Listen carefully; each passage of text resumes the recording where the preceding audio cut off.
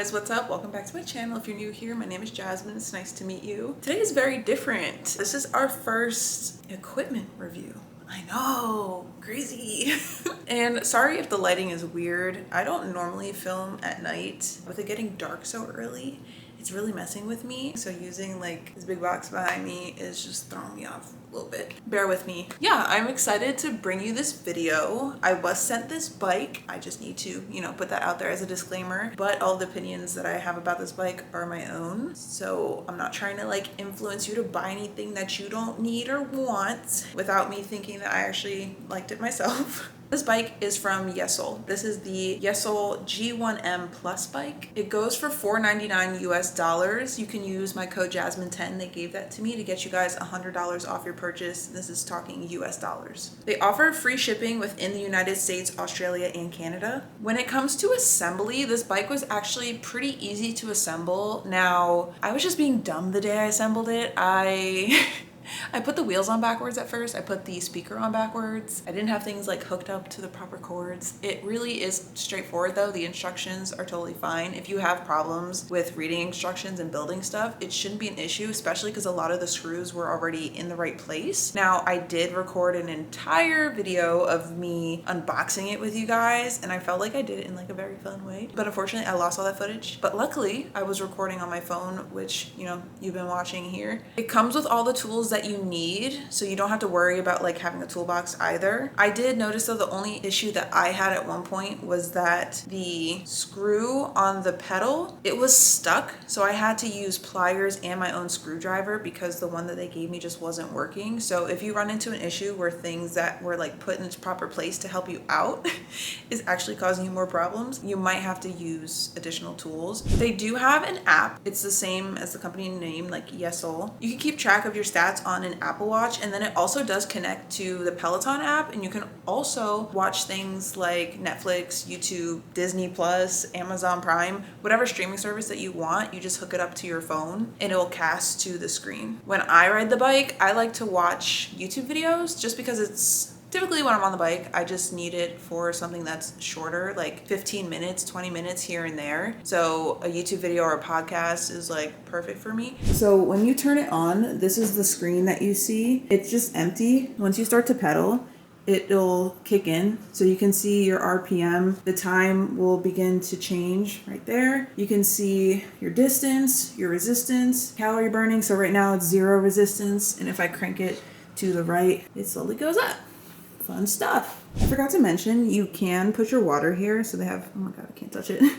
They have 2 sides for water. I use a Stanley, and it's kind of awkward sometimes to like pull it out of here because it'll hit the bottom of the speaker or hit the bar. But I think at that point, like it's just me being more cognizant of taking it out from the side. That's just a minor thing. So here, the seat is also adjustable. You can pull it all the way up to 10. So you just screw this out and then lift up. This has the same thing. You just unscrew it and lift up. This goes up to a max of 4. The seat is really comfortable. The padding is nice and squishy, and then you don't end up with like serious swamp ass because they do have ventilation. Oh, there it is. It's picking it up a little bit, which is also convenient. Like my road bike has such a skinny seat that I always end up bruised, but I've ridden this long enough to know that it's not going to bruise you if that's what you're worried about. If I were interested in like riding for an hour, I would choose to watch a movie. You can see the stats in like the left-hand corner. So in order to keep track of like the time and how fast you're going and the resistance, it's all right there for you. The other option in terms of like long-term riding, they do offer like scenic routes. Let's say, right, I'm on this ride right now. I'm doing like the scenic route. It comes with music already incorporated into it. I'll turn it up so you can hear.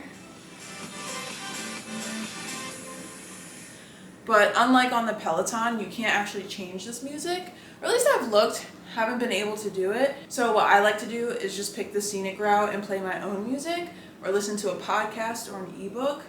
I'm already out of breath because I'm on my period, and cardio while on your period, it's rough. It's a different kind of workout. Yeah, you can't really pick your own music, which is like a little frustrating because the speaker is actually solid.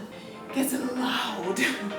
So you can like stand up on the bike, it doesn't really shake. You can kind of do like the up down thing, and it doesn't really like wobble. This bike is also very, very quiet. I remember growing up, my mom had a spin bike. Boy, oh boy, was that bike loud. But this one you can't really hear. You could literally bike and someone's taking a nap on the couch and it wouldn't wake them. I think that's a pretty good gauge of whether or not it's too loud. I need to stop, my God. I feel like I'm gonna die. So just like any other sort of stationary bike or exercise equipment, once you're done with your workout, it'll give you a nice little breakdown so you can see all the calories you burned, your total time distance, yada, yada, yada. And then depending on the goal that you set in the app, it'll also show you percentage completion. So because I'm just like doing some stuff today to really just break everything down for you, it says 2 out of 3 and the weekly goal is 3. By default, it's 3. I didn't change it because I was like, will I use it more than 3 times a week? I just wanted to start with a minimum, and I was like, at the very least I can do 3 exercises in the morning, mostly just to like get my heart rate up, and because after I eat breakfast I have a little bit of time before I take the bus, and it'll be better to at least like work out while I watch something or listen to something rather than just sitting on the couch. It would be cool if there was an option to like an attachment for a laptop, because I work a lot just off of my computer and I don't have a walking treadmill. I do prefer to bike. I feel like biking would also be easier on me, like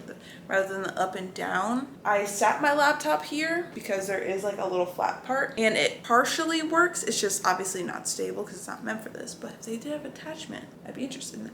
When it comes to like the free version and the paid version, they don't have a lot of options for the free version, but you know, I'm assuming if you do decide to buy the bike, you are interested in their app, or at least using the Peloton app. In terms of music, you can't really change them during like workout sessions either. You can pick your session based off the type of music though. They do have some free options in terms of like the spin stuff, and I went with the beginners things because I've never taken a spin class, and honestly I could probably do the intermediate stuff, but because again I'm just trying to use it for like 15 to 20 minutes here and there, not necessarily to like break a major sweat, but it's more so to just be active, that's good enough for me. I did check out the intermediate ones though, and I do like the instructors. The instructors are like really nice. They're not like yelling at me. I don't really like to be yelled at when I'm working out. It's too much anxiety and pressure. I've always imagined that if I went to a spin class, they'd be like, Jasmine, pick up the pace, what are you doing? Whereas like these instructors are like, come on, you're falling behind, you can do it.